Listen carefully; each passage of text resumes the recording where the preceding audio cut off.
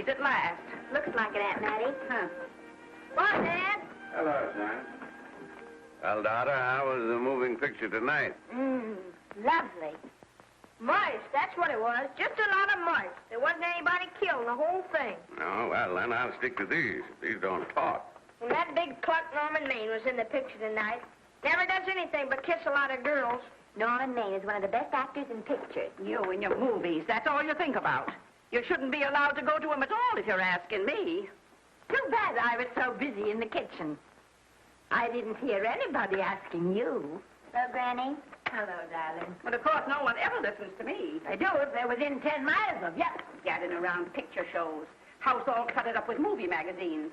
And the other day, I caught her talking to a horse with a Swedish accent. Sis. We're only young once, you know. Ah, Hollywood. You'd better be getting yourself a good husband and stop mooning about Hollywood. You know what she wants to do? She wants to go to Hollywood. I've known it all along. I've seen her making faces in the mirror and talking to herself. That's what comes of your movies. Why, what would you do if you did go to Hollywood? I'd be an actress. I would, I tell you. I've always known I could. Guys, wouldn't it be wonderful to have a movie star in the family? Oh, Miss Blodgett, may I have your autograph?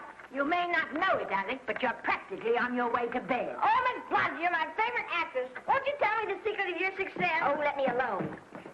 I asked her, what's come over you? I'll tell you what's come over her. She's just a silly little girl whose head has been turned by the movies.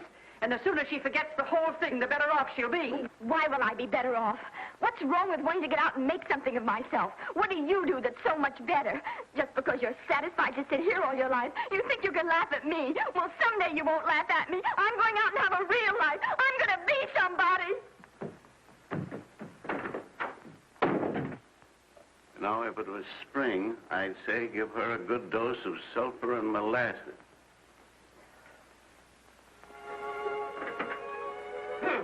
I thought I'd find you. Oh, stop that. Now, stop crying. That isn't going to do you a bit of good. Oh, I'm crying because Aunt Mattie and Alec make me so mad. Oh, Alec and Aunt Mattie. Fiddlesticks. They're not important. You're the only one that counts. Esther, everyone in this world who has ever dreamed about better things has been laughed at. Don't you know that? Oh, I suppose I do, but... But there's a difference between dreaming and doing. The dreamers just sit around and moon about how wonderful it would be if only things were different. And the years roll on and they grow old. And by they forget everything, even about their dreams. Oh, I don't want to be like that. I want to be somebody. Oh, yes. You want to be somebody. But you want it to be easy. Oh, you modern girls, give me a pain. When I wanted something better, I came across those plains in a prairie schooner with your grandfather. Oh, everyone laughed at us. They did at all the other pioneers. They said this country would never be anything but a wilderness. We didn't believe that. We were going to make a new country. Besides, we wanted to see our dreams come true. Oh, Granny, it must have been wonderful. It was wonderful. But don't you think for one single minute that it was easy, Esther Blodgett? We burned in summer and we froze in winter. But we kept right on going and we didn't complain because we were doing what we wanted to do. Can you understand that? Yes, I can. Could you do it? Could you do it even if it broke your heart? Because remember, Esther, for every dream of yours you may come true, you'll pay the price in heartbreak. Oh, I know what I'm talking about. You may not believe it, but I was a young girl once. And a very pretty young girl. A lot prettier than you are. And I was in love with your grandfather. And when some Indian devil put a bullet through him, that is as if it had gone right straight through my heart, too. And I remembered all he taught me. And I went right on. I buried him out there in that wilderness with my own hands. And I went right on that same day. And I kept right on going, even when your mother was born. Oh, Granny, I want to make it worthwhile.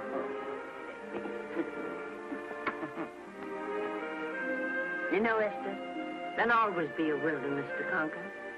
Maybe Hollywood's your wilderness now. From all I hear, it sounds like it.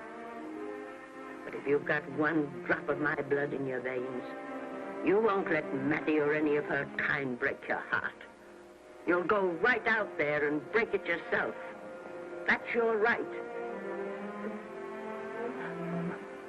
Here. Oh, here. Stop that nonsense. Here. Take this and go to your Hollywood. Oh, I can't take your money. Well, why not? It's your savings. Well, I was only saving up for my funeral. Now I don't think I'm ever going to die. Oh, Granny, how can I ever thank you? By giving me your word of honor that you will never tell a living soul where you got that money. I promise. Remember, if you do, I'll have you arrested for robbing me.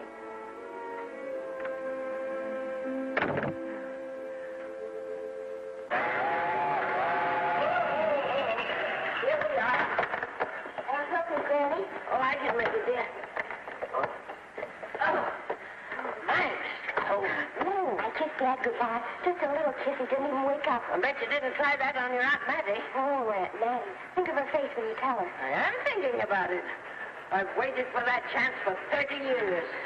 Here she is, girl. Oh, thank you, cousin.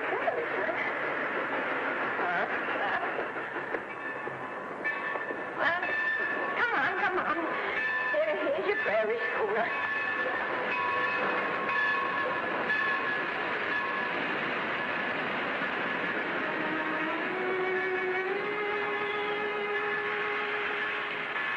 All aboard. Oh, friend. Go on. Goodbye, Granny. Goodbye. I'll be waiting for you in those movie pictures. Don't tell Mattie. You know, my eyes are not as good as they used to be, but my ears are all right. So you remember, talk up good and loud. All aboard. Bye. Bye.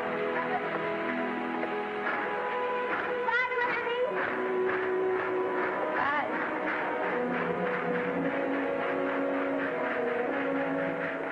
You want to go home now?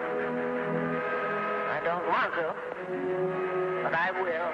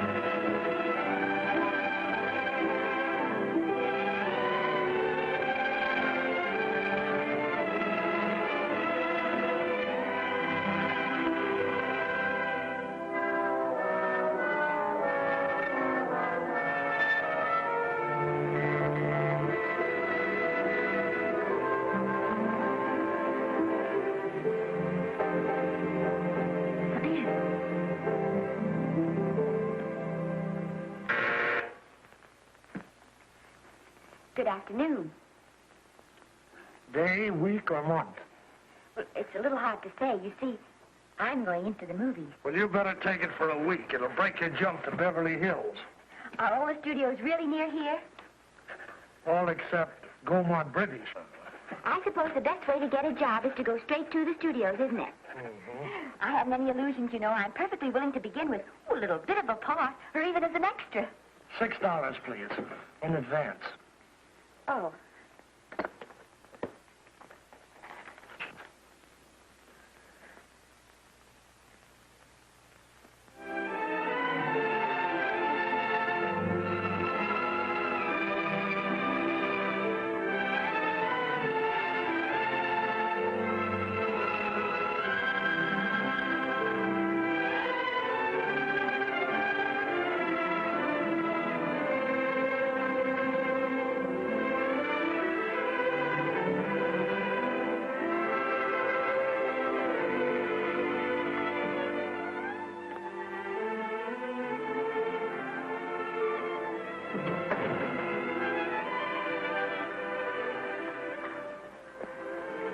I beg your pardon. I'd like to register for extra work. How long have you been in Hollywood? Well, it's about a month now. We haven't put anyone on our books for over 2 years. Come here. I'd like to show you something.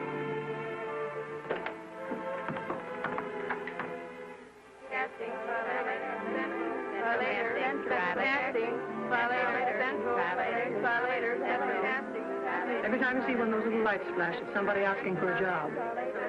Every time you hear them say, try later, it means there isn't any job. You can't keep the girls at the switchboard long. They go crazy. Every one of those little lights thought it was going to be a star. Still want to go in the movies?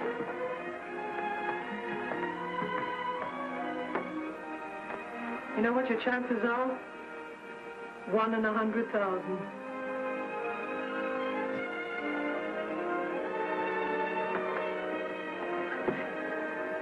But maybe I'm that one.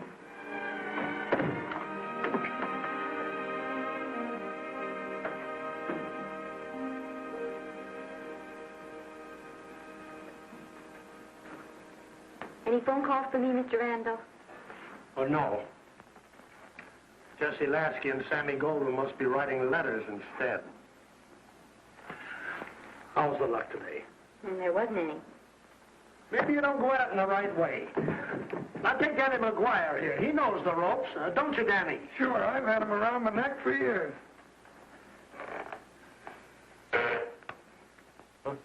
What? Oh, Miss Blodgett. Danny McGuire, our new tenant. How do you do? Mr. McGuire is a big director. Oh, are you really? Oh, could you possibly use me in a picture, Mr. McGuire? Of course, I haven't had much experience, but I don't think that really matters if you're willing. And I Now really listen, feel that... lady. In the first place, I'm not a director. I'm an assistant director. In the second place, if I had any jobs to give away, I'd confer one on myself. And in the third place, you should have stayed back home in the first place.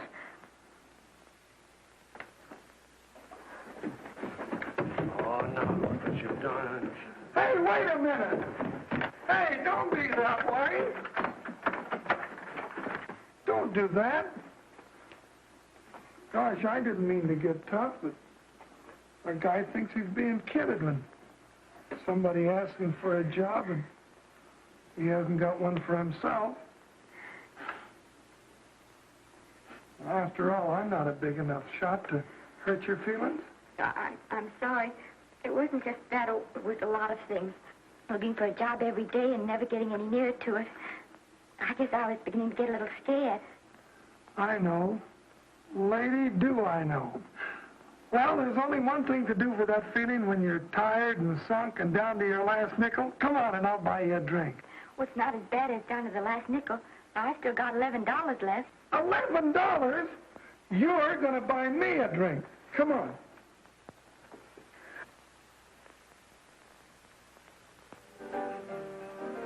That's right, George. There's nothing like a little rum to take away that milk flavor.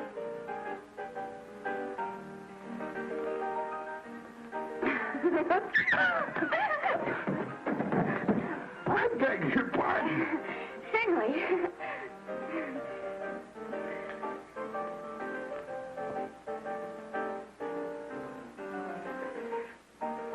sign my contract, the first thing I'm going to do is see that you direct every picture I'm in. That's my pal.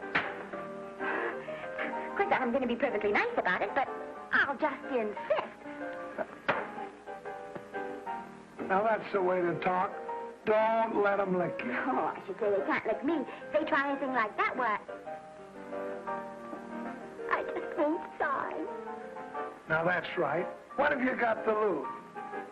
Another one of these and we'll open our own studio.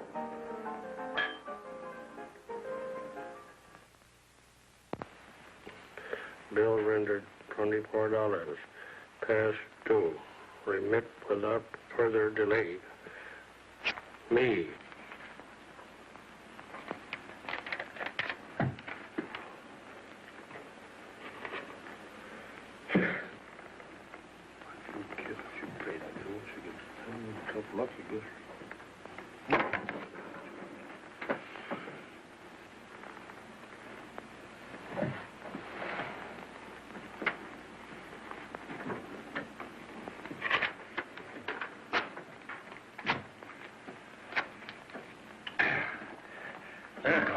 Fifth race.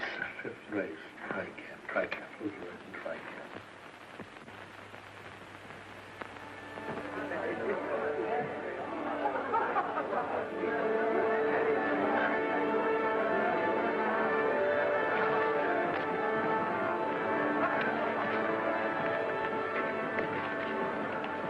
Hey, the program's going to be swell tonight. Now, you take this fella Beethoven. I'm a pushover for him. And Chopin, well, he's not so dusty either. But I kind of wish that once in a while they'd play something you could sort of go out whistling, you know, like Blood on the Saddle, Blood on. Well, there's a tune. Hey, why don't you throw your hat in the air or something, can't you? This is a celebration. My job starts tomorrow. I know it does, and I think it's swell, Danny. Gee, I wish you were in on it, too. But, oh, no, it would have to be a war picture. One of those big novelty numbers, a war picture without any beautiful women at the front. Oh, well, something will happen soon. Maybe. Why don't you go home, kid? Oh, Danny, I can't do that. I came here, and I've got to stay. Well, now, if it's on account of money, I can... Thanks, you've given me enough already. Anyhow, this is no time to be worrying. This is a party. Look at all the people. Everybody in the world. Look. That's me in the name.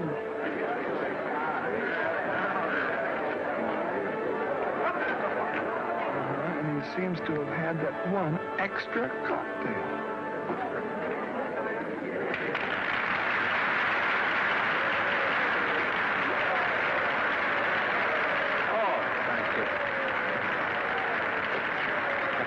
Sit down, you dope. That's the orchestra leader.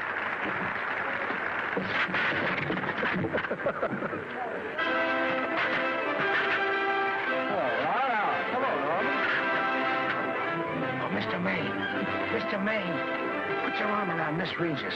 Otto, this is a Hollywood bowl. Oh, afraid of crowds. Go on, get out of here. What's the matter? You getting too big to bother with photographers? Don't want any pictures taken now. Oh, is that so? Well, supposing I take it anyway. Well, shove that brownie number 2 of yours down your throat. Thank you, Mr.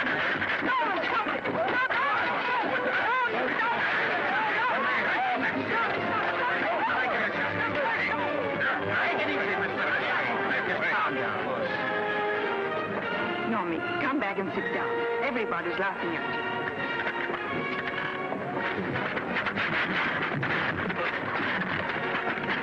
All right. Hi, Norman. Is he always like that? Well, I suppose he has to sleep sometime. Oh, and he's so wonderful on the screen.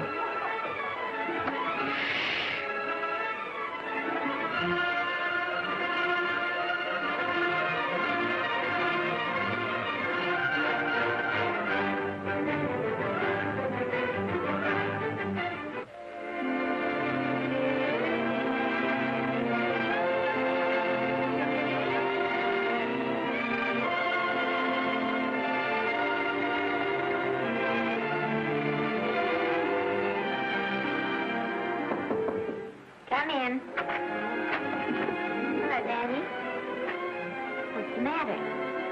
believe it or not, I got a job for you. Daddy, that's wonderful. When do I go to the studio? Well, you don't exactly go to the studio. Oh, it's on location. Well, it's not exactly on location. But of course, I haven't any makeup. Will you tell me what to get and sort of help me put it on? Well, you don't exactly need any makeup. You see, it's not really a picture job. It's being a waitress. Oh. Well, it's kind of a picture job if you look at it right. You said it was a waitress. Well, it's waitressing for Casey Burke, the big director over at our studio. He's giving a party tonight to kind of celebrate on account of finishing the picture, and he wanted me to get him an extra waitress, and it's $5. And I thought of you right away, Esther. That was awfully sweet of you, Daddy. Well, there's going to be a lot of big people at Burke's house tonight, and I'll bet you there's any number of big directors, and if you're there, maybe they'll notice you. I could make them notice me. Sure you could, Esther. It's your chance. My chance.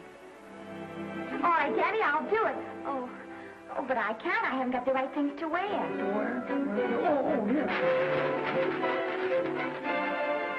Now, you don't think the wardrobe department's right next to my office for nothing, do you?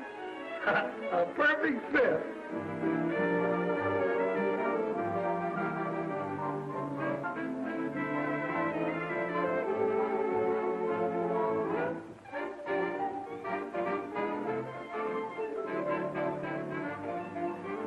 Did you get to the preview last night? I did. Would you like a little hors d'oeuvre? They are very nice. Oh, thanks. Well, what did you think of the picture? They should have saved it for Thanksgiving. What a turkey.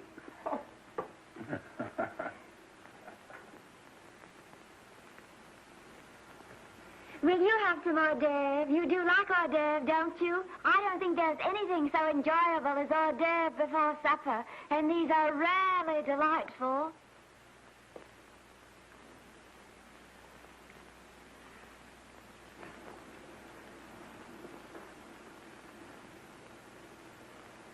And at the finish, the kid turns around and sings a lullaby to its mother.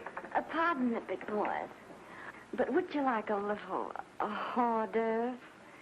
They say they're the best in town. Don't tell me. I know. Mae West. That's a great twist. But where are you going to find a 2-month-old baby that can sing? Hello, Oliver. Oh, hello, Casey. You want to fire me now? Wait till you see the picture. I'm not a director anymore. I'm a male nurse. What's the matter with the picture? Guy by the name of Norman Maine. His work is beginning to interfere with his drinking.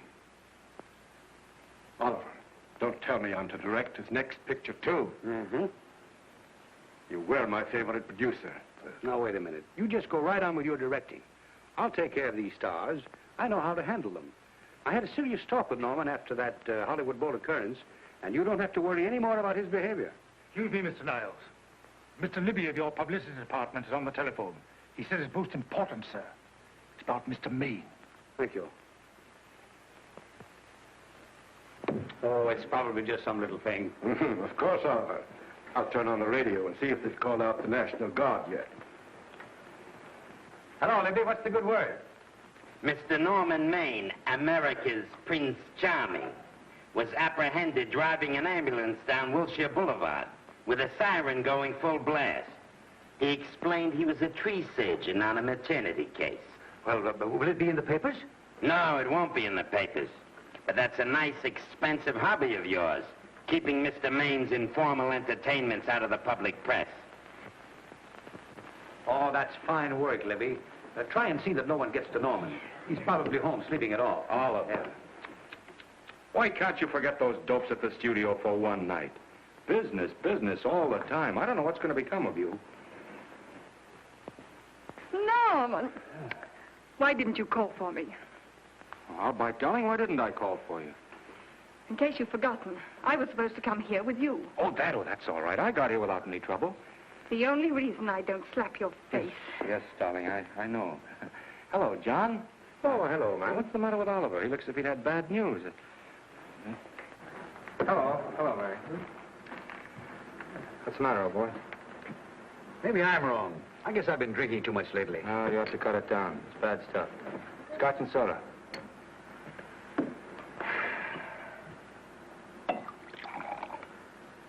Come on. The word, you know, is pronounced Quinn. Bad dialogue, Oliver. I'd rather not watch this. You know best. Soda. Thank you.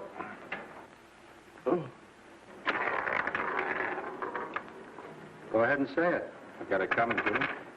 Don't make it tougher on me, Norman. I don't want to stand here and preach, but take a look at my side of it. I'm trying to make pictures with you. I know. Costs are going up, and the grosses are going down. No, it isn't that. I've made lots of money with you, and I can afford to take a loss. But I hate to see you going the way of so many others. Why don't you get Lloyd's to insure you against me? You can't get insurance against a man forgetting who he is. You're a great star, Norman, but there's nobody so big that he can afford to have people refuse to work with him. Who doesn't want to work with me? You... Quiet. Listen, I know plenty of people who do. Yes, and so do I. But your real friends can't stand seeing you start to fall apart. What do you mean by that? The first signs are always the same. Not being able to remember your lines. Cameraman struggling to cover your hangovers. And all because you have to have a good time. Every day and every night. Listen, I've warned you for a long time. Okay, Norman. Oliver, you're a swell guy. You won't lose any money on me. I'll promise you that. I'll be ready for the curtains when the time comes. When it does, here's my epitaph. And now I think I'll, have a little drink. Scotch and soda.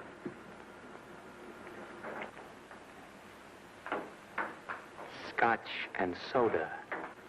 Ooh.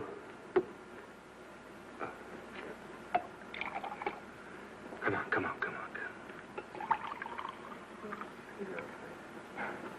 A little soda? Caviar? No, thanks. Yes, pardon me. Ah, lovely. No, I mean the caviar. Mm-hmm. No, don't go away. I'm starving. Really. Which would you take? Well, I don't know. You know? I don't know either. It's hard to choose. I think I'll take caviar. Mr. Maine doesn't care for any more. Do you know me? No. Well, Normie doesn't care for any more. I think I shall get very drunk indeed.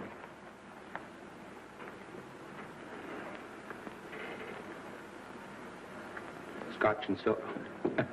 Sorry, I have something.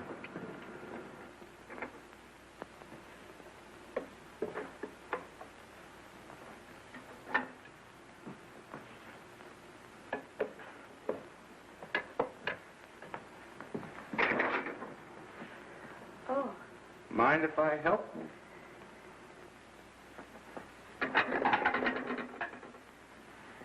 Won't they miss you? Oh, no. They'll just look under the table, and when they see I'm not there, they'll forget the whole matter. Say, what's your name? Esther Blodgett. My name's Maine. I know. You do? Ah. What's so funny? I was just thinking about all your fans and how surprised they'd be to see you here helping me put plates away. Oh, they don't know my finer side.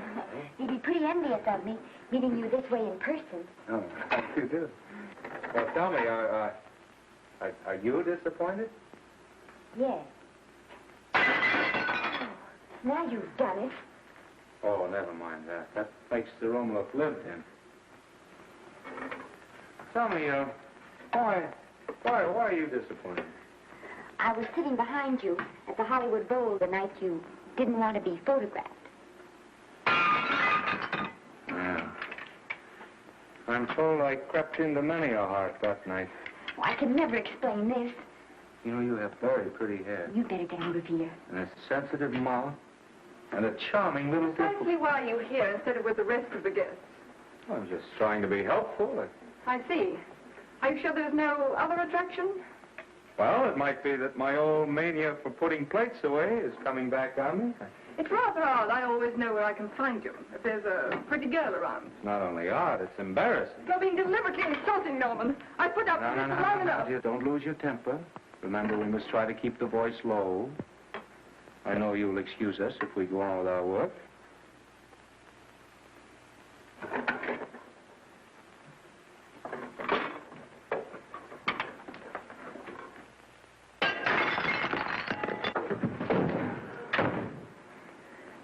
Now see what you've done.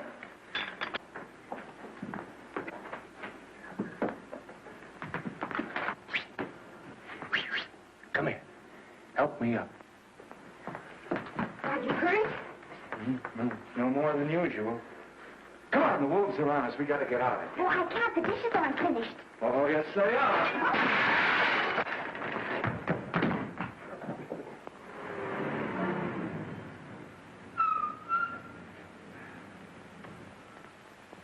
Well, I bet I know what you're going to say now. What? Good night. Good night, and thanks. Hey, wait a minute. Hey, you realize that all I found out about you is that you're foolish enough to want to go into pictures? But why is it foolish? Look at you. Yeah, that's what I mean.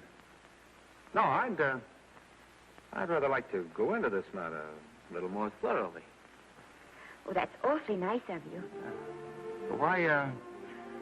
Why don't we go on up to my place and talk it over? Oh, no, thank you very much, but I really must say good night. Good night. But you're not angry. No. I'm hungry. Well, why don't you go and get something to eat? Good night, Miss Blodgett. Good night, Mr. Maine.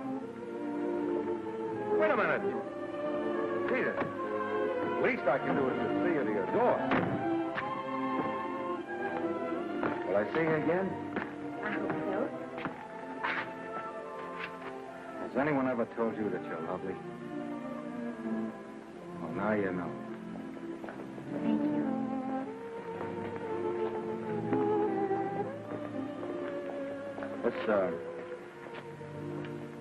It's hard to say, but I want to say it anyway.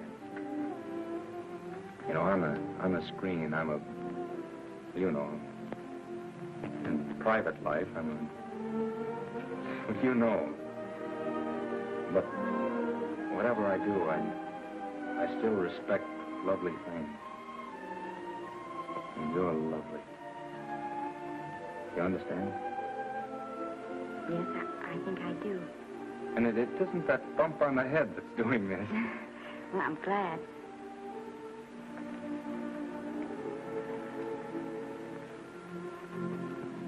Good night.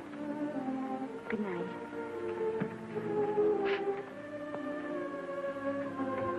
Hey! You mind if I take just one more look?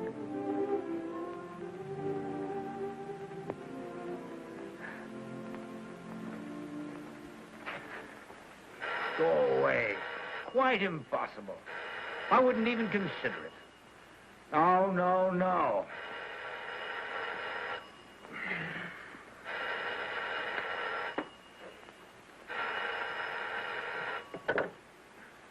Hello? Who is it? Who? Norman? What have you done now? You're not in jail, are you? Oh. Yes, I see. Oh, it's that again. I see. She's beautiful. Yeah, I know. You want me to give her a screen test? Yeah, certainly. She's got wonderful possibilities. Oh, you know she's got something. Well, you knew all the other ones had something, too. Oh, no. I tell you, Oliver, she's got that sincerity and honestness and sincerity and honestness that makes great actresses. Oliver, I am so sure of this girl that I want to take the test with her myself. Listen, Oliver, you've worked hard. You're entitled to a break. You get...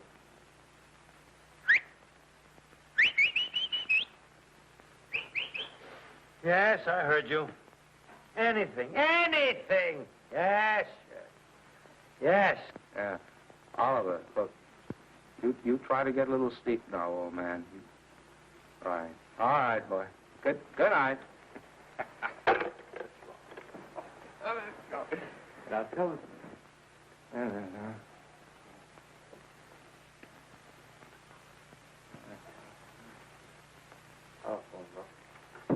Telephone book. What is it? Telephone. Hey, Olive, telephone book.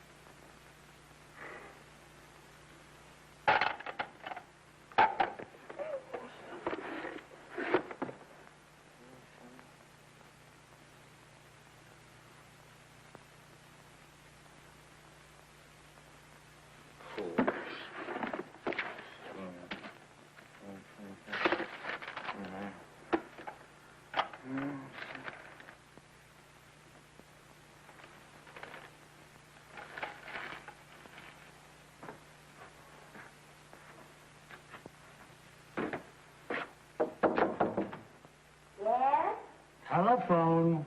For me? Some drunk trying to be funny says he's Norman Maine. Oh, thanks. I'll be right down. And Miss Blodgett, would you give him a message for me?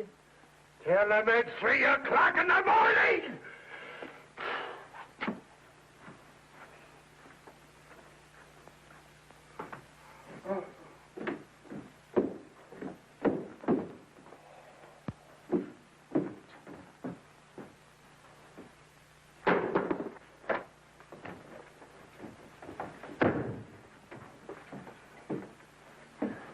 Hello? What? Oh. Oh. Oh. Oh, yes. I'll be there. Oh, thank you.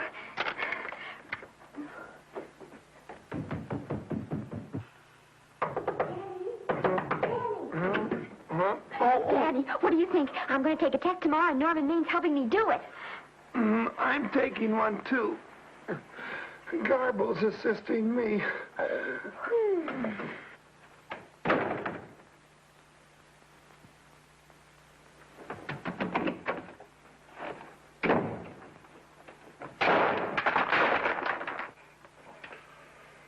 Oh.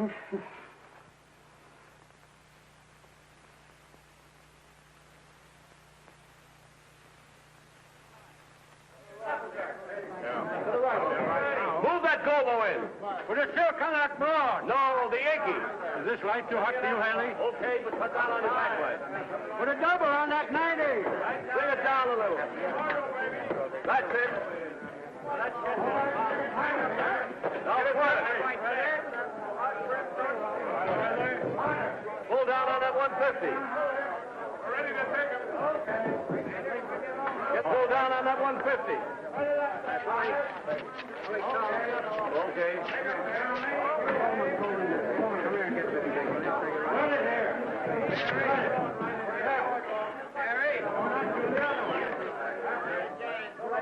Bring me an apple box. Listen, gentlemen, please, if you don't mind. This is just a test. Ready, Mr. Burke? All ready, Mr. Burke. Ready, Mr. Burke. Ready now, Mr. Burke. All ready, Mr. Burke. Ready now, Mr. Burke. All ready, Mr. Burke. We're ready, Mr. Burke. All right, let's take it. Quiet! Quiet! Quiet! Quiet! Quiet! Ready, Norman? Yeah. You ready? ready, miss, what's your name? You'll soon know your name, Esther. The whole world's going to know it. But I'm so scared. Maybe I better not try it today. Oh, come on. Now, don't be foolish. They all had to go through this. Harlow, Lombard, Myrna Loy, and now Esther Blodgett. All right. I'm ready. This is a take. Rolling. Quiet. Hey!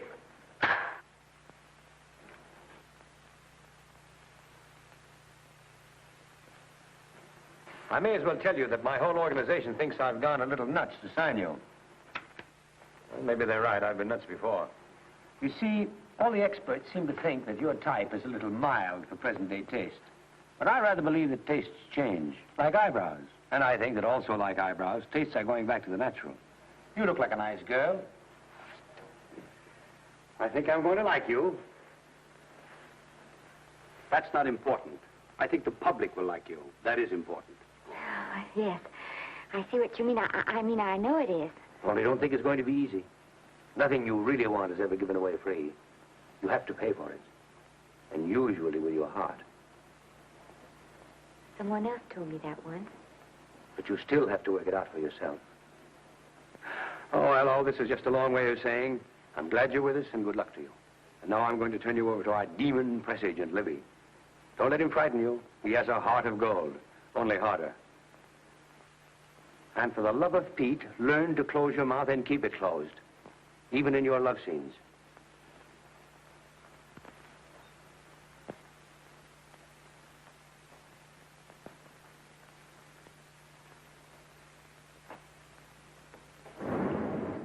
Are you a Russian? No, I was born in Fillmore, North Dakota. Oh, no. First saw light of day in a mountain cabin, a trapper's hut, high up in the Rockies. Go on. Well, I always wanted to be an actress. Dreamed of footlights as Lonely Kitty. Are you sure there's no Russian in your family? Positive. That's a shame. Well, what does your father do? He's a farmer. Social register-eyed father. Fed up with hypocrisies of 400, sought wilderness for consolation. There amidst the mountain flowers, he raised another blossom. His lovely little daughter. What's your name? Esther Victoria Blodgett.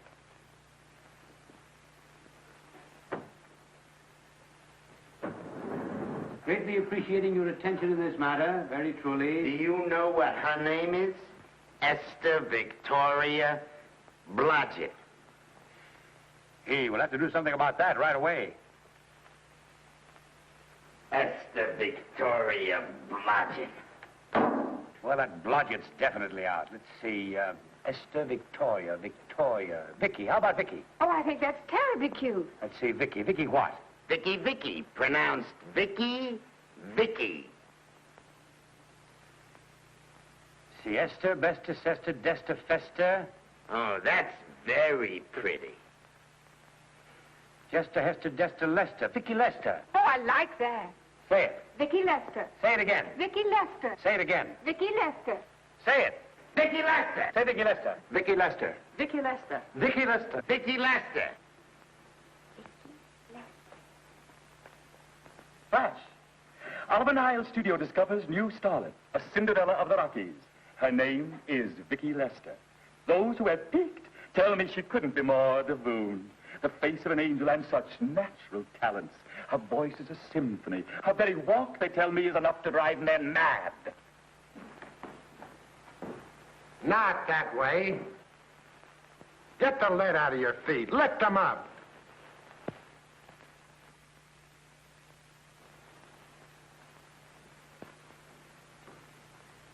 That's better. It's terrible, but it's better. The quality of mercy is not strained. It droppeth as the gentle rain from heaven. Cease. Through the mouth, my child, through the mouth. The nose is for smelling roses. Proceed. Does she have to look surprised all the time?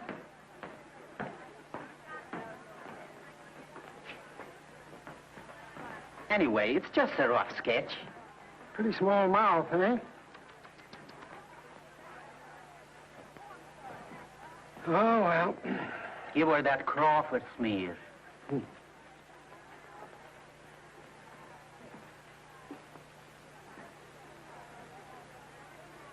This'll give her that Dietrich. Yeah.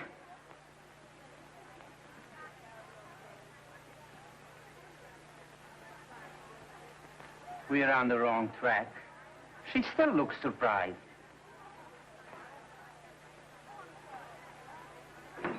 Listen, drunk people, we're shooting on the set this morning, not in the commissary. Now, come on, snap into it. Acme Trucking Company? No. Mr. Smith is not in.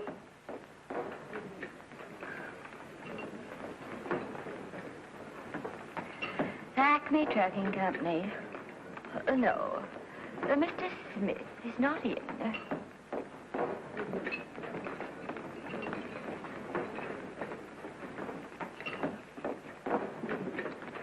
Good morning. What can I bring you, Mr. Maine? That just shows how long you've been here. Mabel, bless you. How soon are you and I going to be married, huh? I don't know. You'll have to ask my mother.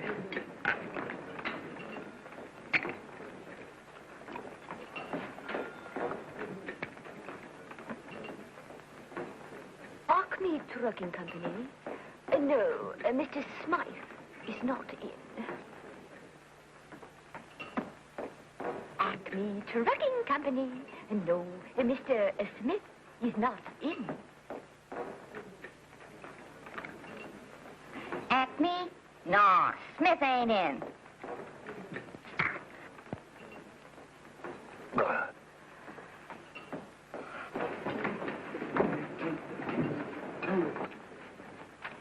Acme Trucking Company? I'd like to speak to Mr. Smith, please. Mr. Smith is not...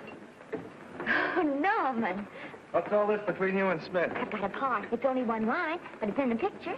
It's ambition that made you break that date with me last night. Well, I had to be here so early this morning, and So did I. I had to stay up all night to make it. you started your picture, haven't you? No, we're still in the testing stage. You can't seem to get the right girl for the lead. Gee, you'd think with all the girls there are that... Yeah, no, but this one's got to be different. She's got to be little and cute and sweet, intelligent. It'll blow me down. What? Will close my tired old eyes. Well, what is it? Hold everything. Come on. Come on.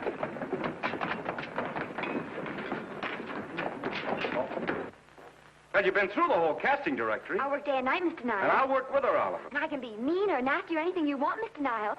If she clicks, Oliver, you've got a star overnight. Okay.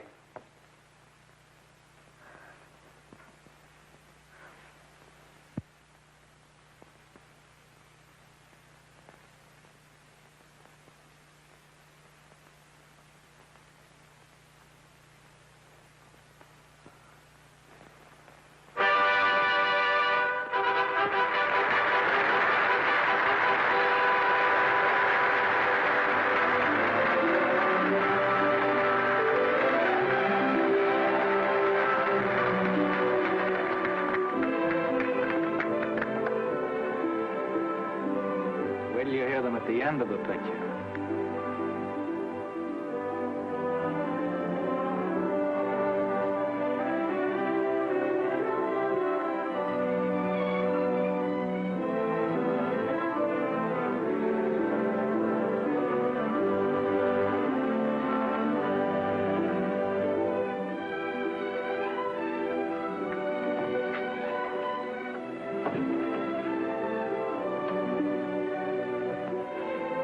Do you think we were noticed? By no one. They're much too busy playing at croquet. I've loved you all my life. But we only met 2 days ago. That's when my life began.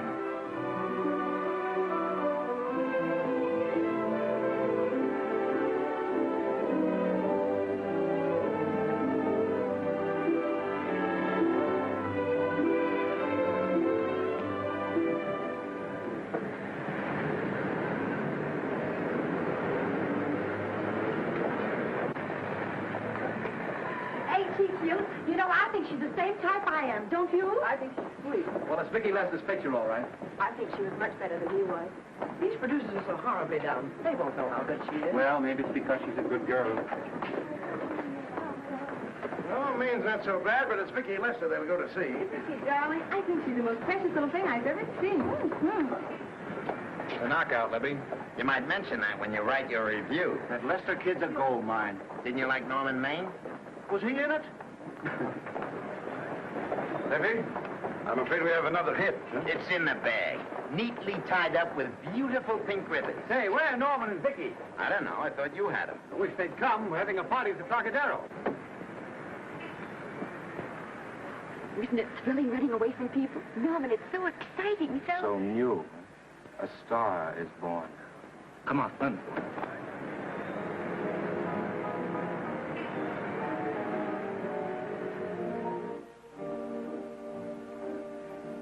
Wonderful, isn't it? Crazy quilt. Oh. It's a carpet that's spread for you. It's all yours from now on, you know. Come, Esther. You're a success. You'll have everything in the world you want. I hope it'll make you happy. Hasn't it you? Then there was one thing I never had. Lots of times I told myself I'd found it, but I always knew I was lying. Still, I never stopped looking for it. Maybe it'll come. Well, I think it has come, Esther. I only wish it weren't too late. Oh, but it's not too late. Oh, you can't throw away your life the way I've thrown away mine and have anything left that's good enough. No. You can. Norman, you can. You mustn't tell me that, Esther. I'm so afraid that I'll believe it.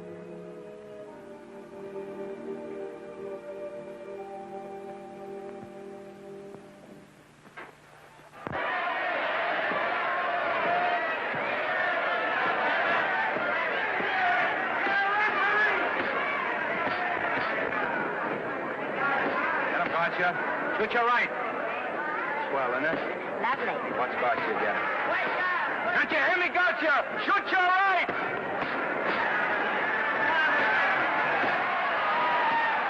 He's down! Gotcha got him! Gotcha got him! He did, didn't he?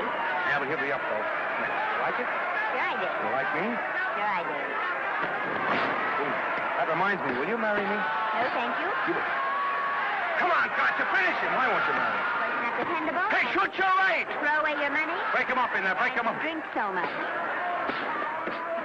Well, suppose I quit drinking. Yes? Come on, Gotcha, shoot the right in there, the right! Suppose I save my money. Yes? There he goes, let him have it! Suppose I became absolutely dependable on all occasions. Yes?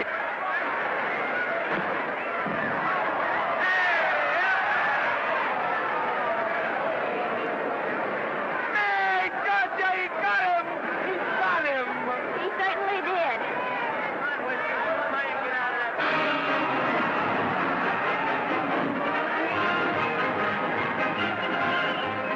Gee, that's a beautiful fight. Norman, What there? would you do all that for me if I said I'd marry you? No, certainly not. I was just supposing. We're going to be married. Guess I didn't read that line right. I'll try it again. We are going to be married. Both of us. Yeah, to each other. What do you think of that? Well, when? Where? Well, we thought we'd elope in the conventional manner. What's the matter? It's trying to decide whether it's good for the studio. Is it? It is. And bless you, my children. When's it going to happen? Oh, we thought we'd just sneak out sometime. We're not telling anyone but you. Listen to this. The screen's ideal romance blossomed into breathtaking reality today when Vicki Lester and Norman Maine, America's dream lovers, slipped quietly through the portals of holy matrimony. How does it sound? Horrible. But you see, we're going to elope. Sure you are. It'll be the biggest elopement this town ever saw. We'll get a tie-up with the Army, have you escorted all the way down to Yuma by 20 of their new bombing planes. Is he going with us? Don't you think we can work this thing out better alone? No sense in bothering the happy couple with all the details. I'll see to it that you get a carbon copy of the whole layout. I can hardly wait. I'm sorry we didn't realize that we were in the way. By your settling the details, you don't mind if I take this woman out and buy her a ring, do you? Sure, go ahead. We want everything legal. That's a charming match. A nice girl like Vicky. And public nuisance #1. Now, wait a minute, Libby. Norman's all right. And if you'll pardon my pointing, Vicky's business is her own. It doesn't require any comments. I wasn't making any comments. I just said it was a rotten shame. So go ahead and plan the elopement. Oh, that elopement stuff is out. You can't get any scope in that. We're going to have a wedding. Where'll we have it? Customary place, I believe, is a church. Nah, it's been done. This has got to be something big. The beach.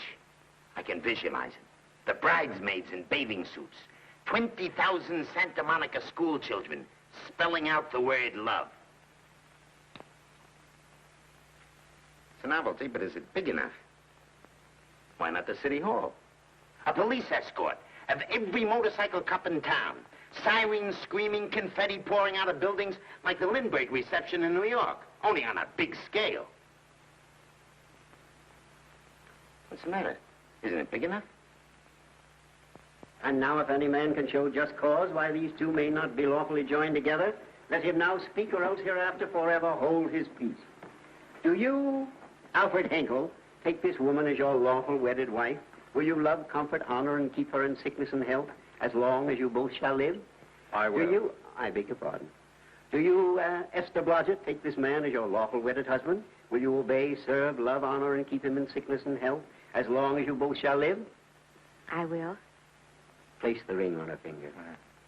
Hurry, please. Now, by virtues of the power invested in me as Justice of the Peace of San Bardo Township, County of Los Angeles, I pronounce you man and wife.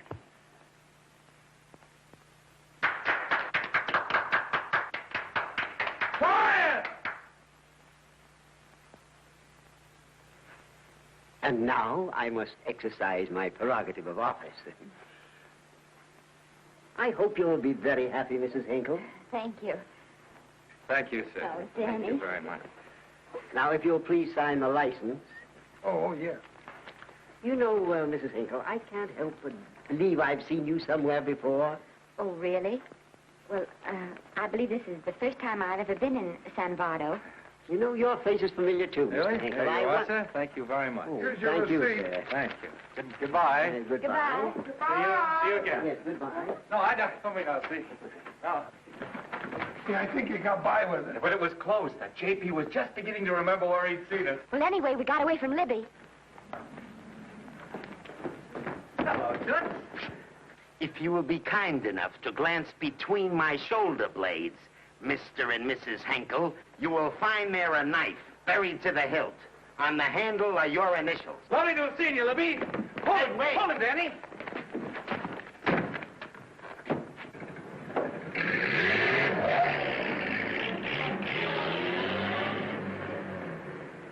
There go a couple of rats I raised from mice. Well, they got a right to get married, haven't they? I haven't got any right to double-cross the public, and I haven't done it yet. Hey! People versus Porky Washington. We're charged with violating Section 600. Young man, you're in contempt of court. Operator, get me the Los Angeles Tribune. I've a good mind to put you under arrest. Wait till I make the score. You wait, too. Tribune, give me the city desk. Johnny, this is Matt Libby. I got a flash for you. Norman Maine and Vicky Lester were married at 2:30 this afternoon. Vicky Lester? Court recess.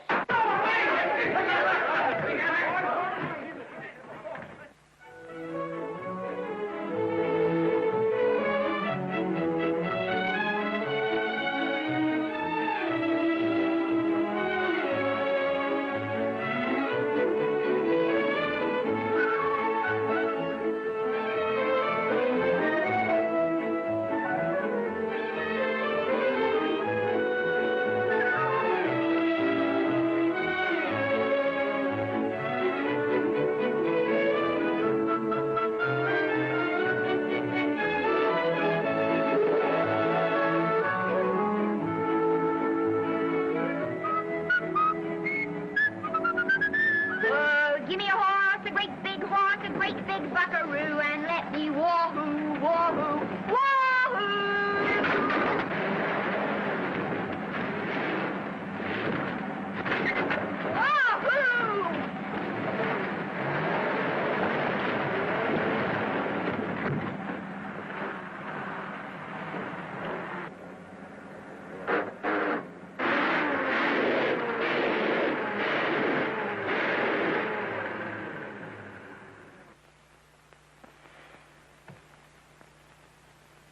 Wahoo.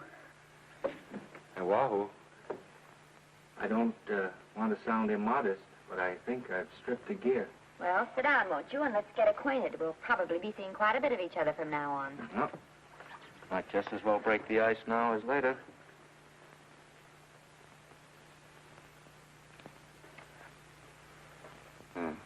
Now we're old friends. Hey, have I got time for a shower before dinner? Plenty, if you can find the shower. I never can remember where that thing is. Does it pull out or slide under? Here, I think I can find it. Nope, it's the linen closet.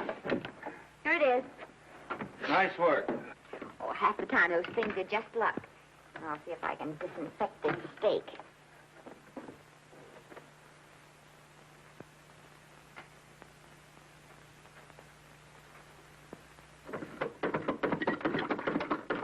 Yeah, Esther, there's no soap. Here. Thank you. Oh, and that's, Yes, dear? I'll need a washcloth, please. Oh. How you fix the cigarettes? You know I never smoke underwater. Well, what do I do to make this thing work? Pull that gadget at the top and pray for rain. Well, I can't reach it. I can't get my hands up. If you've gone in there with your arms down, you'll never get your bath. Unless you're a contortionist.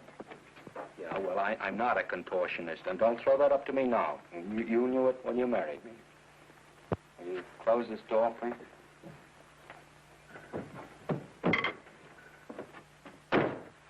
Thank you.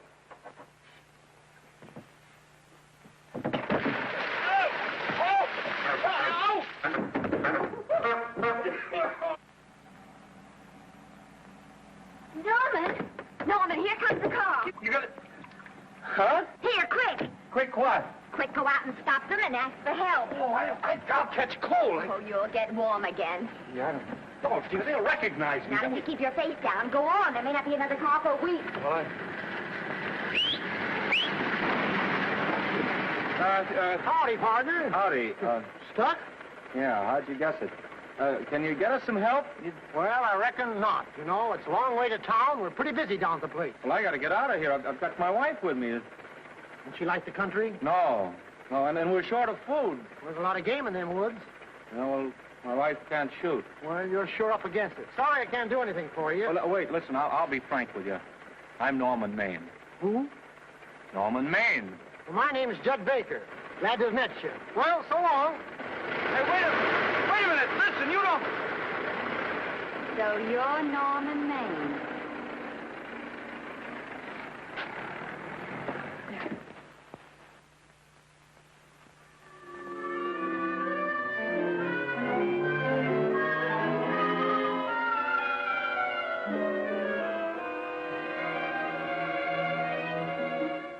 I got my prestige to look out for.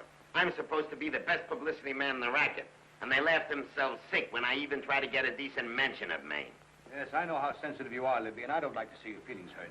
Thanks, boss. Now, Vicky, there's a dish for free space. But if Maine swam across the Pacific, the papers would keep it a secret. Well, the exhibitors don't like him, the critics don't like him, the public don't like him, and I don't like him. Who likes him?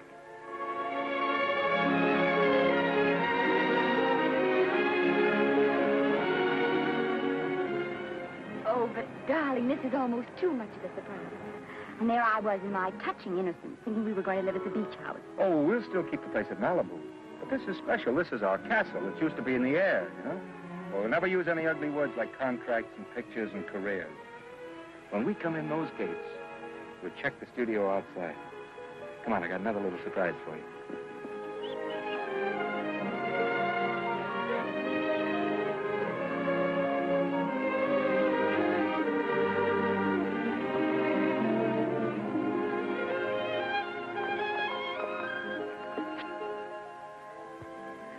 Oh, Norman, it's lovely. So are you, lovely. The whole world's lovely. Hey, hold it!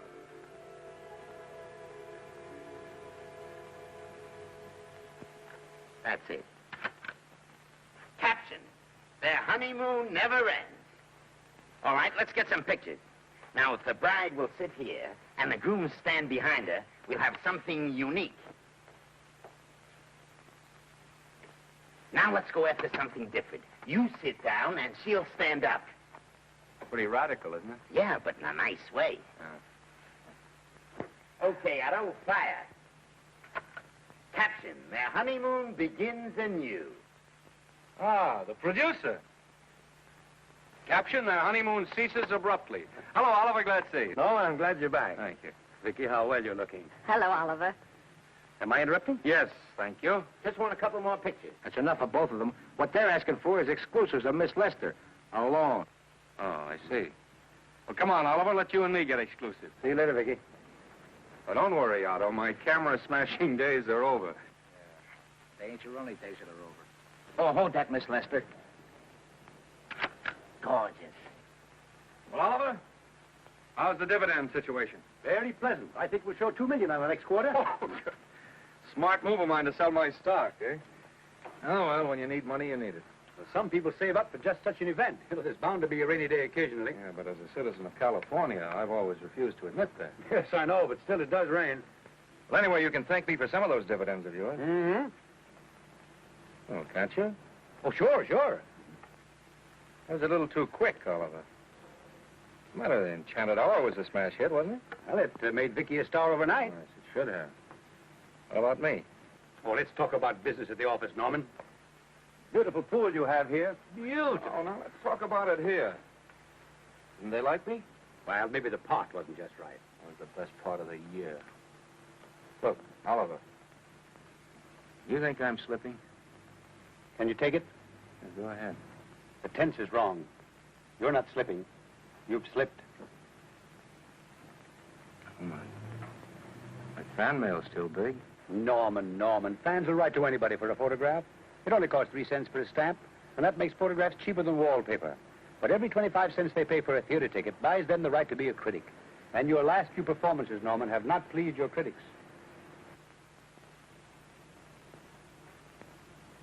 You remember I told you I'd be ready for the curtains when the time came? Here it is. Let's call off the contract, no hard feelings. We're not quitting, either of us. There's no explaining these things. We've all seen how the public turns. Maybe we can turn them back. I've got a swell script lined up for you. About Esther. If you think that I'm going to get in her way... Well, as a matter of fact, as it happens, there's no part in this story for her. I'd more or less planned to star her in a picture of her own. With that young Pemberton opposite her. He's coming along nicely. Good for young Pemberton. All right, Oliver. We'll make a try at it. Let's hope it's not too late.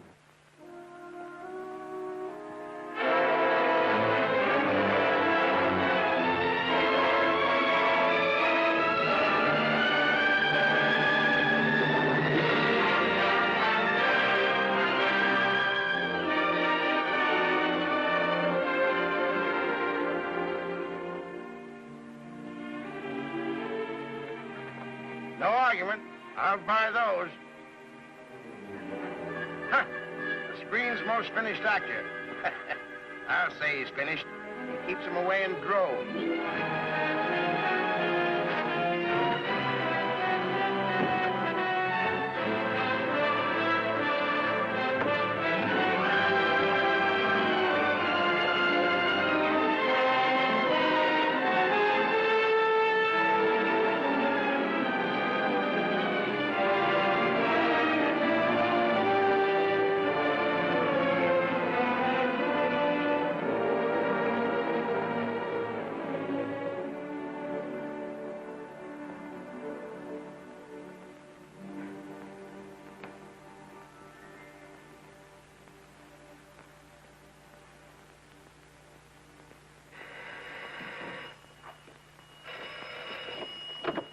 Hello?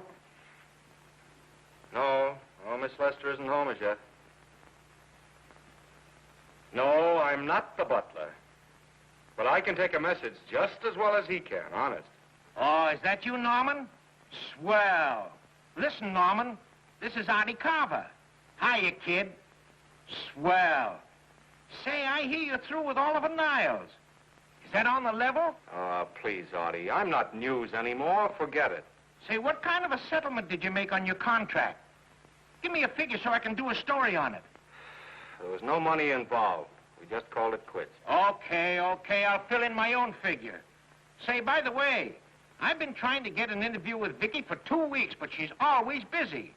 How about you giving an old pal a break by speaking to her for me? Sure, I'll ask her. Swell. So long.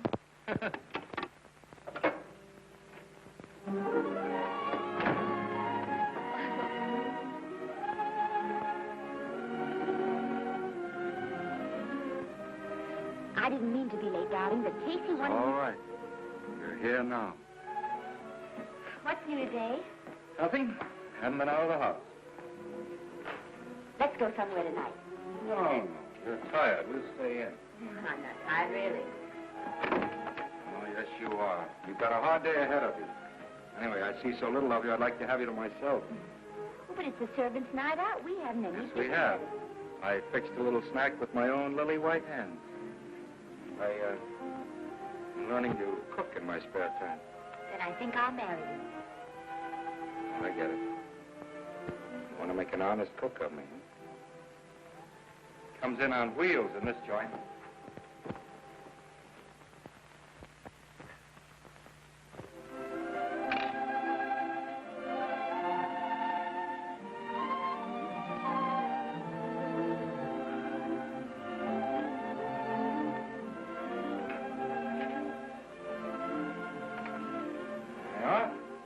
How's it look?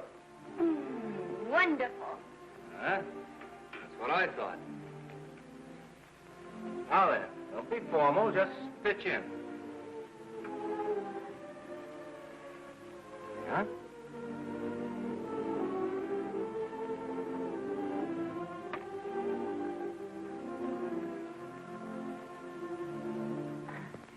I'm afraid my mouth's not quite big enough. I'll measure it next time and make them to size.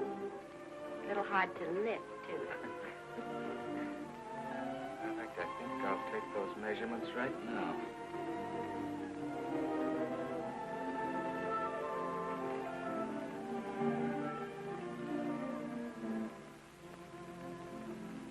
That's what I wait for. All day. That's why I rush home without even changing my costume.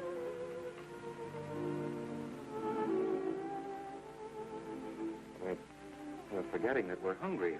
Would you like a sandwich? Thank you. I still have a little work on this one.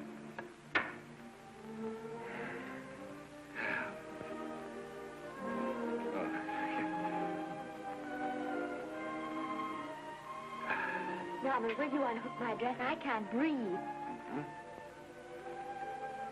You know, all the time I thought it was the kiss that made you breathless. A lot of hooks. Huh? Why don't you have a zipper? That's a good idea. You better?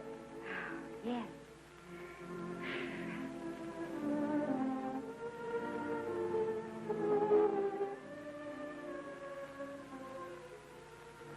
Don't look now, but I think that guy on your left is in love with you.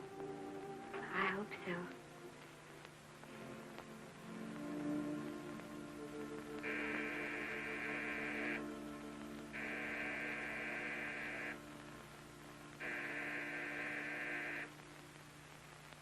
It's the doorbell.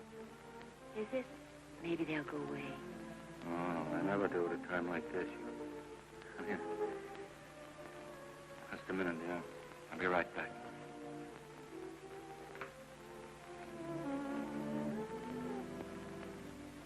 Does Vicky Lester live here? Yes. I got a package for her. I'll sign for it. Well, who are you? I'm her husband. Oh, sure. I'm right here, Mr. Lester.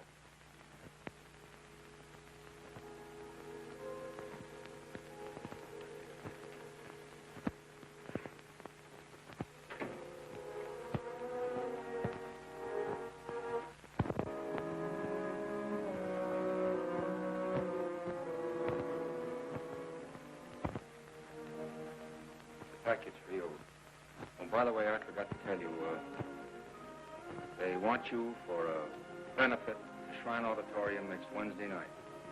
I told them I'd ask you. And, Oh, darling, I don't want to hear about that now. well, you better wait till I finish before I forget them all. The Academy dinner secretary phoned. She wants to know if you want a table reserved for you. Oh, yes, Artie Carver called and asked if I'd use my influence with you to get him an interview. I told him I'd try. That was all, I think. Oh, Norman, let's don't talk about those things now. We're forgetting the wonderful food you prepared. Oh, I'm not very hungry now. I think I'll fix me a little drink. No.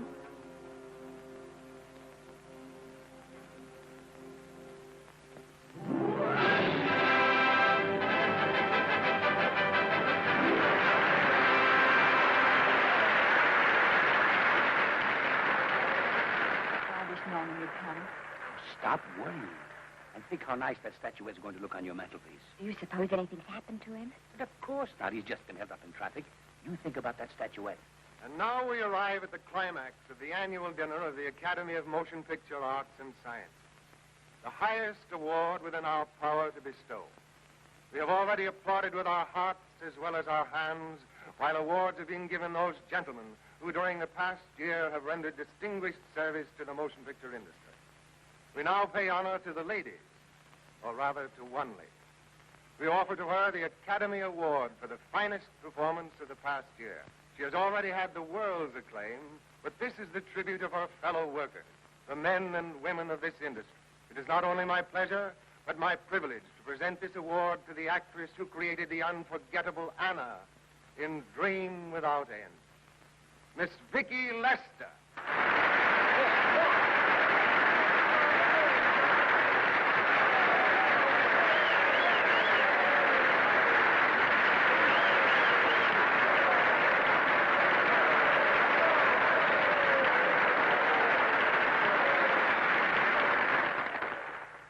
What more can we say, Miss Lester?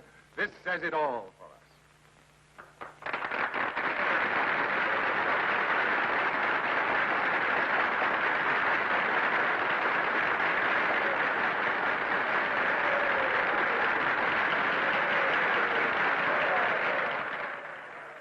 Ladies and gentlemen, when something like this happens to you, and you try to tell how you feel about it, you find that out of all the words in the world, there are only two that really mean anything.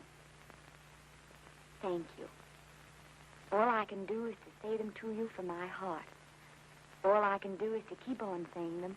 Hey, that's fine. All the same. That's a very pretty speech, my dear. Very pretty. You said the right thing. I want to be the very first one to congratulate you on that valuable little piece of bric-a-brac. Now I want to make a speech. Gentlemen of the Academy and fellow suckers, I got one of those once for a best performance. They don't mean a thing. People get them every year. What I want's a special award, something nobody else can get. I want a statue for the worst performance of the year. In fact, I want 3 statues for the 3 worst performances of the year, because I've earned them. And every single one of you that saw those last masterpieces of mine knows that I've earned them. Libby, start the music. What I'm here to find out is, do I get them or do I get them? Now answer yes or no.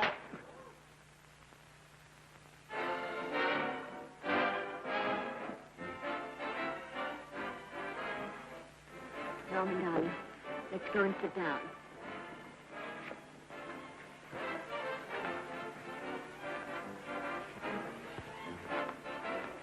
Come on, Norman, sit to that. That's for you, Norman.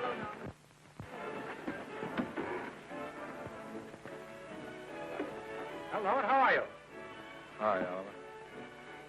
My dear, do let me congratulate you. You must be terribly proud and happy tonight. Thank you.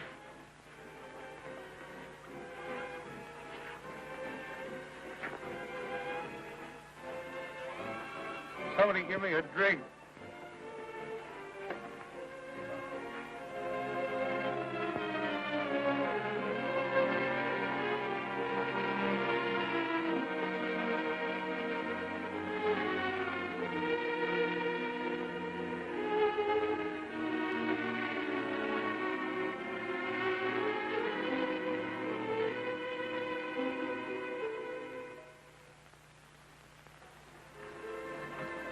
Oliver, it's nice of you to come to my dressing room. Vicky, how are you? I've missed you. Everyone's missed you. Have a nice trip. Well, a 3-month tour of the theater circuit scarcely comes under the head of pleasure.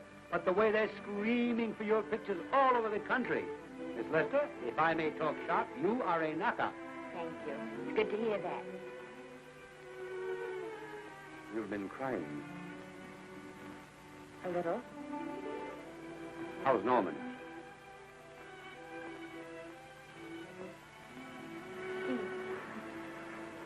Well, he's trying awfully hard, Oliver. Letting Norman leave this studio was the hardest thing I ever did. There was nothing else I could do. I know. Has he been... Is he all right? He's gone to a sanitarium. He really wants to stop drinking. And I think he could only...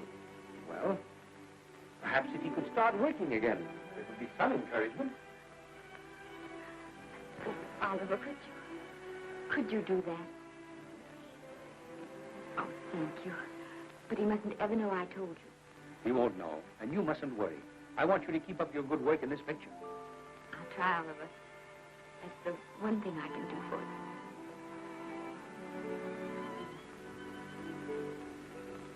you. If you'll just sit here, Mr. Niles, I'll have Mr. May brought down.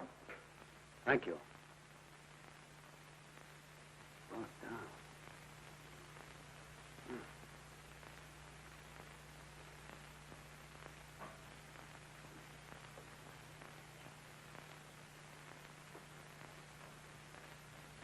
Hello, Oliver. Welcome to Liberty Hall. Hello, Norman. Well, no, Mr. Niles isn't slipping me a case of scotch, Cuddles. This is just a handshake. This is Cuddles, Oliver, my social secretary. We go everywhere together. How are you feeling, Norman? Fine. Getting along remarkably well, Cuddles tells me. He says you ought to see some of the boys. Let's sit down. Yeah. Cuddles, we really don't need you. Touching, isn't it? Can't bear to have me out of his sight. Are you comfortable here, Norman? Comfortable. It's positively luxurious. They even have iron bars in the windows to keep out the draft. How much longer are you going to be here? Oh, well, I'm really cured now. I'm just staying on for an extra week or two to get in good shape, you know. After all, there's no particular hurry to return to the cameras. That's what I wanted to talk to you about. I've got a script with a fine part for you in it. Oliver, that's great. That's great. Who plays opposite me? Well, it is not exactly the lead. Young Pemberton's doing that. But I tell you frankly, I consider your part better than the lead. Oh, I see. It's better than the lead. Well, of course, it isn't terribly long. But it's one of those parts that makes an impression on you. They'll be thinking about you all through the picture. Mm-hmm. Well, the thing is, Oliver, I'm pretty well set at another studio. I'm not at liberty at the moment to tell you which one. You know yourself how those things are. Of course. But it's a big picture. It's one of the biggest of the year. Mm-hmm. And the part. Every actor in Hollywood would give his teeth to play. Hey. Well, that's fine, Norman. Naturally, that will tie you up for a while. But we won't get to this picture for some time. And perhaps, if you want to consider it for later on, well, we'll be... I'll tell you, Oliver, you'd better not count on it. See, I've got several pictures lined up after this one, and they're talking to me about England. You know, they're doing some very interesting things over there, you know? Mm-hmm. Hey. What is it, Cuddles? Speak right out. We all love you. For dinner. Oh, here we dine at 5:30 here. It makes the nights longer. Well, goodbye, Norman. I'm glad to see you getting along so well. Be out in no time. I'll have to introduce myself all over to a lot of people. They won't know me when I'm not drinking. Goodbye. Goodbye, Norman. Thanks for dropping in. Well, Cuddles? Alone at last, eh?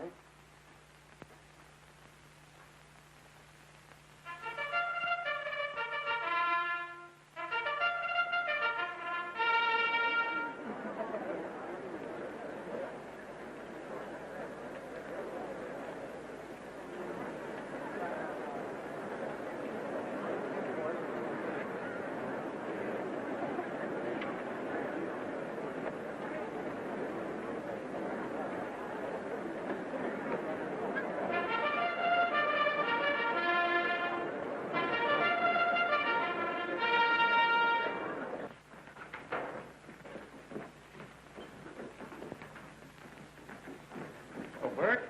Sam? How are you, Marion? Oh, hello. Hello. Hello, Normie. Glad to see you. How I hate to run into these has-beens. They give me the creeps. Me too. He was good while he had it. And he had it quite a while. Hello?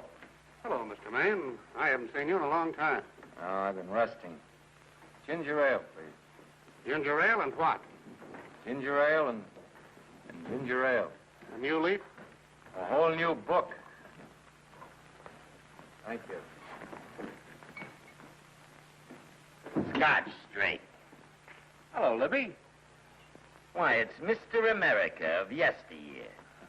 Do they let you wander about now without a keeper? Oh, sure. I'm a trustee now. Didn't expect to find you at Santa Anita. What do they do with the actors while you're away? Oh, they cut them into slices and fry them with eggs.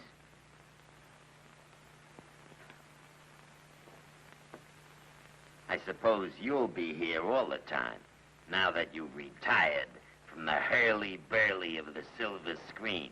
Well, we're living down in Malibu now and pretty lonesome with Esther away working all day. Well, I wouldn't squawk about that if I were you. It's nice to have somebody in the family making a living. Oh, wait a minute, Louis. I don't want to forget that we're friends. Friends, my eye. Say, listen, I got you out of jams because I had to. It was my job, not because I was your friend. I don't like you, and I never have liked you. Nothing made me happier than to see all those cute little pranks of yours finally catch up with you and land you on your celebrated face. Pretty work, Libby. Always wait till they're down, then kick them. I don't feel sorry for you. You fixed yourself nice and comfortable. You can live off your wife now. She'll buy you drinks and put up with you even though nobody else will. Wait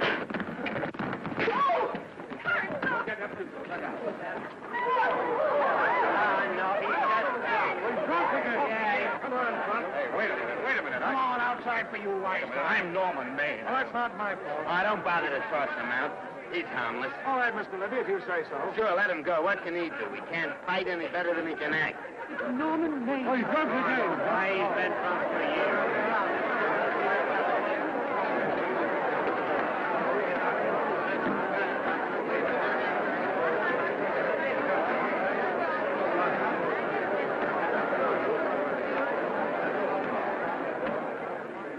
Give me a scotch. Double. Leave the bottle here.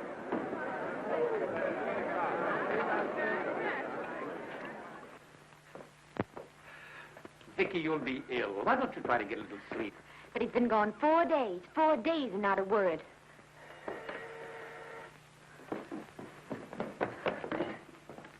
Oliver, I can't. I just can't. Hello?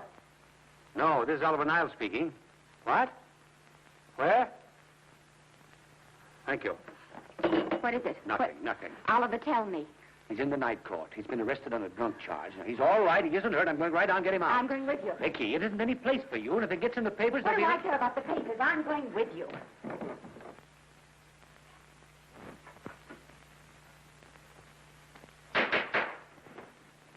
Division 30, Municipal Court, County, Los Angeles, now in session. The Honorable Judge J. Parrish presiding. Be seated, please. Was you able to do anything? Judge wouldn't even see me. Ready, Your Honor.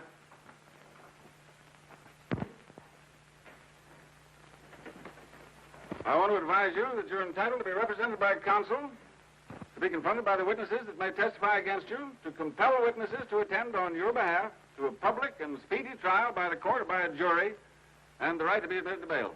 Call the first five. Gregory, Hale, Haynes, Rodriguez, Johnson. Come on, boys, get over. Go ahead. Move along. William Gregory. Plain drunk, picked up at 5th in town. Asleep in the gutter. 14 similar offenses in the past 6 months. Still at it, Gregory. How do you plead? I don't feel so bad. I didn't ask you how you feel. I asked you how you plead. Guilty, I guess. When did you get out the last time? Just before Christmas. Well, I'm sorry you'll have to miss New Year's. You'll be out in time for Washington's birthday in 60 days. Milton Rails.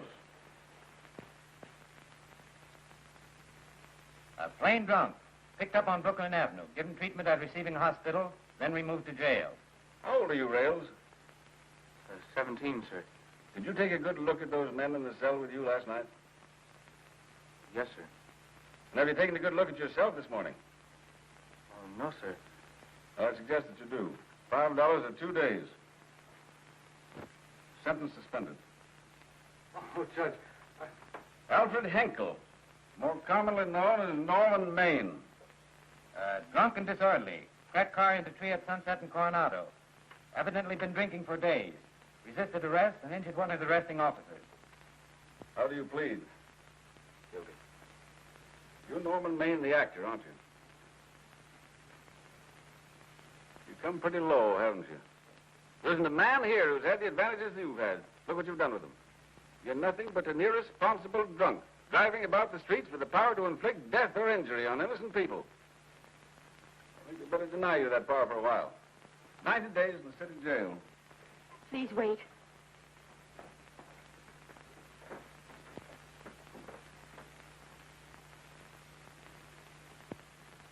I'm his wife. Yes, I recognize you, Miss Lester. Please, Judge. I promise you this won't happen again. I'll be responsible for him. If you just won't send him there. You realize that this man, when drunk, is obviously a menace to public safety? And you realize, too, Miss Lester, the responsibility you'll be assuming to this court and to the Commonwealth. I do. Sentence suspended. Prisoner remanded to custody of wife. Thank you. You can get him at the jail entrance, madam. Jose Rodriguez. Plain drunk, picked up at 1st and Main. Second offense. How do you plead? I think I'm guilty, Your Honor. 60 days.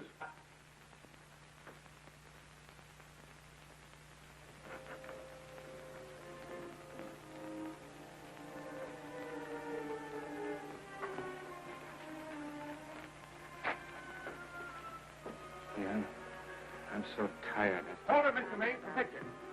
Oh, no. What about a statement for the press? Oh, no, please.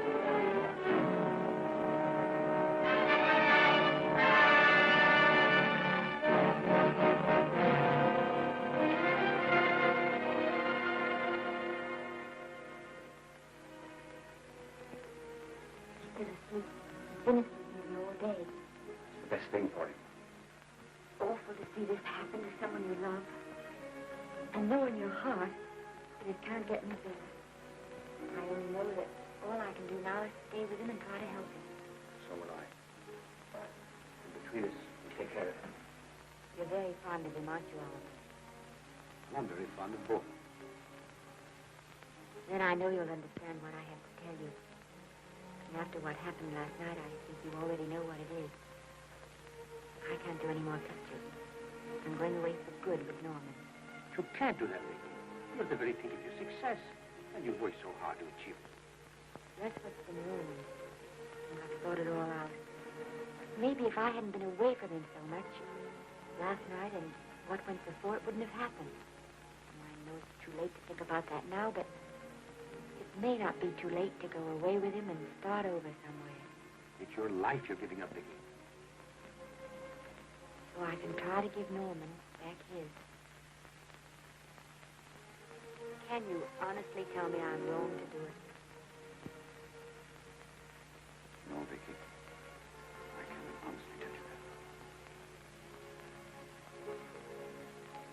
that. Then there'll be no more Vicky Lester.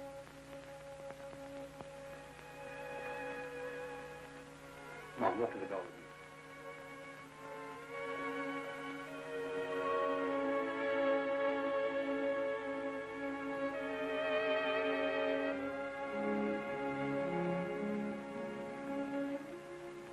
Goodbye, Vicky Lester.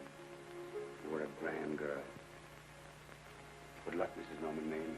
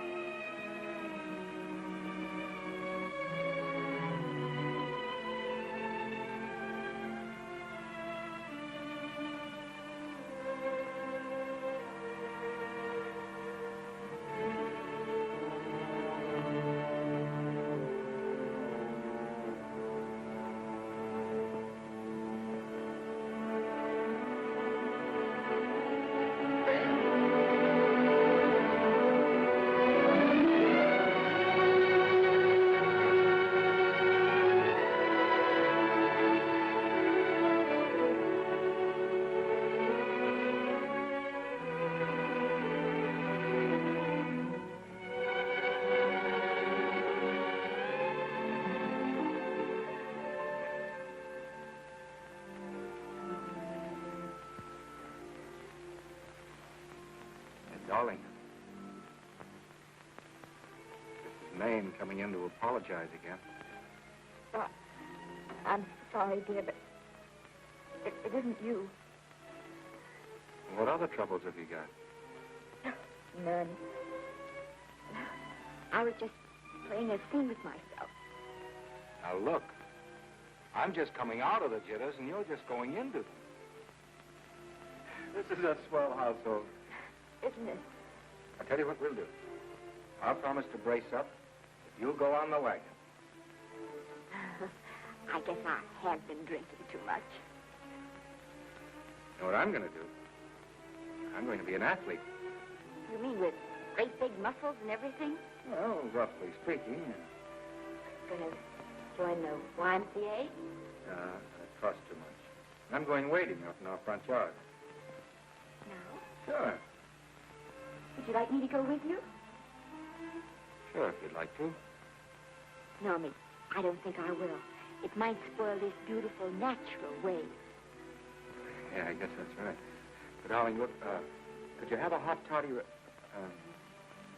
some hot soup for me when I come back? Some hot soup? And I'll make some of those nice sandwiches. No, Miss, do you have to?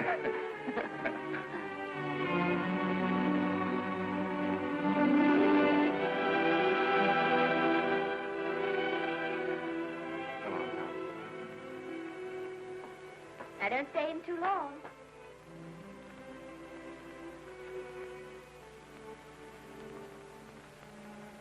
Hey! Mind if I take just one more look?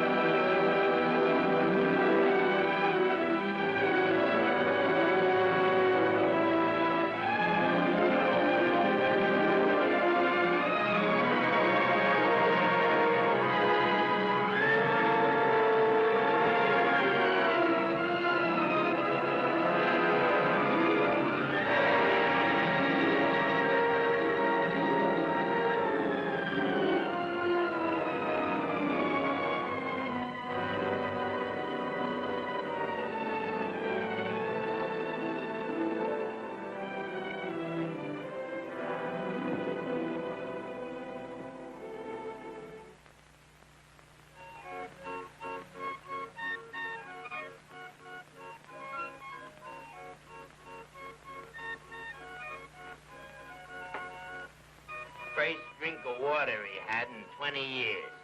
And then he had to get it by accident. Pardon. How do you wire congratulations to the Pacific Ocean?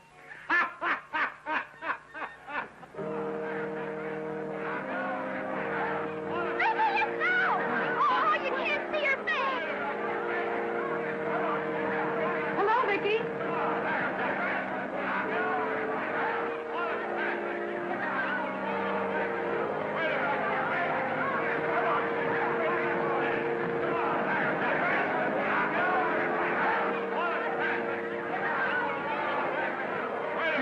Can't you? Come on, Vicky, let's see your face. Vicky, will you sign my book for me? Write Mrs. Norman's name. Don't you care, Vicky? You get over it.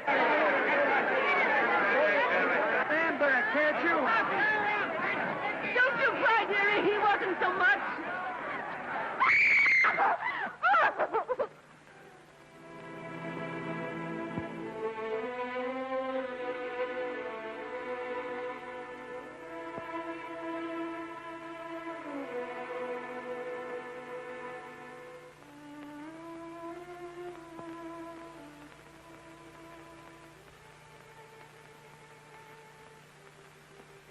Do you mind if I take one more look?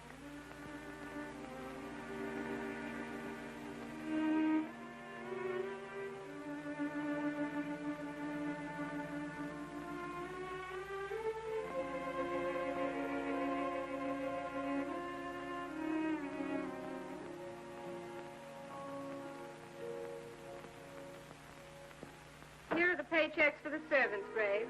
You'll find a very nice bonus in each one. Miss Lester asked me to thank you for your kindness and service. If there's anything I can do for the little lady, I should be glad to do it. She would appreciate your attending to the closing of the Beverly Hills house. Put down those trunks. Put it down, I say. Well, where is she? In the bedroom. Who are you? I'm her grandmother. Get up.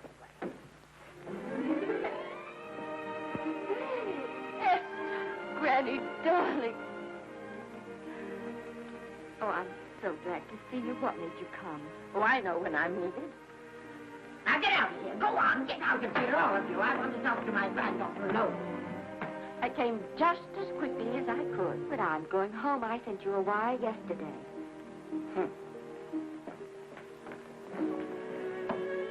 Sit down. Is it true that you're going to quit the movie? I never want to hear them again.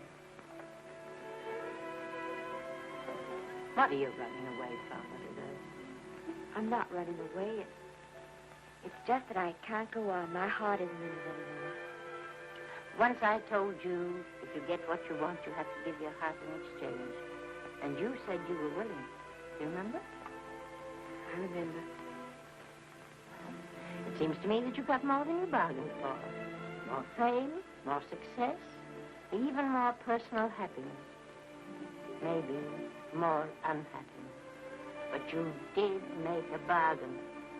And now you're whining over it. I don't think I'd feel so very proud of myself if I were you, Esther. I'm not, Granny. My mind's made up. Oh, and I'm sorry I gave you the money to come out here. You just wasted. Oh, but Granny... I was proud of you, Esther. I was proud to be the grandmother of Vicky Lester. It gave me something to live for. Now, I have it ended. I know. Oh, I want to be strong, but I can't go on. You must. Tragedy is a test of courage. If you can meet it bravely, it will leave you bigger than it found you. If not, then you'll have to live all your life as a coward. Because no matter where you may run, you can never run away from yourself. I never knew Norman Maine. He wrote me a very sweet letter when you were married. He said you told him how much I meant to you. And I know just how much you must have meant to him.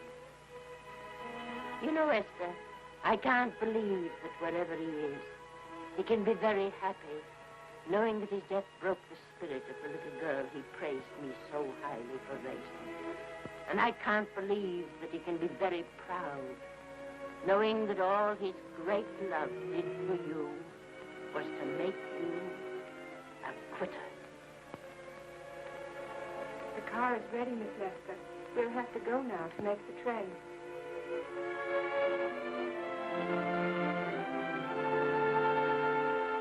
Put the car back in the garage.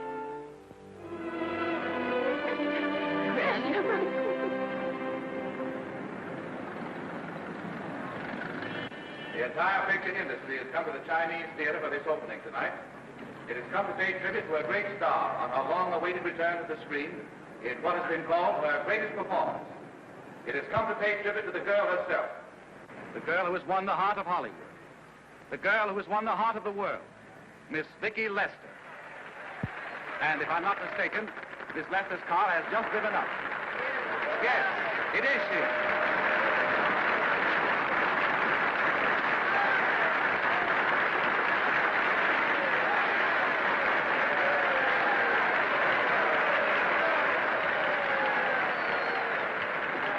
I hope this doesn't scare you too much. I scare very slowly, young man. 6 mile, folks, please.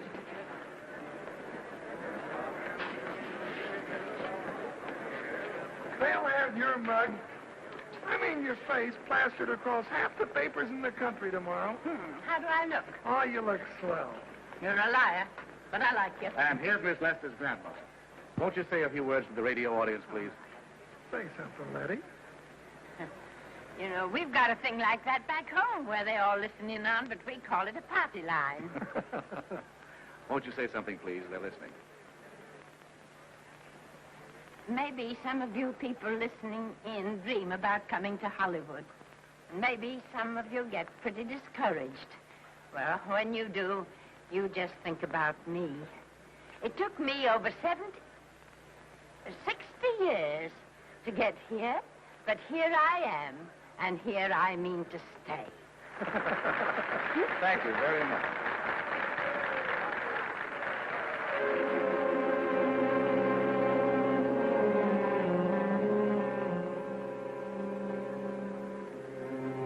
Miss Lester.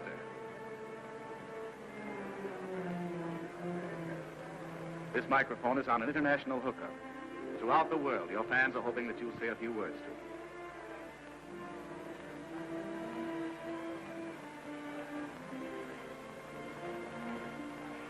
Hello, everybody.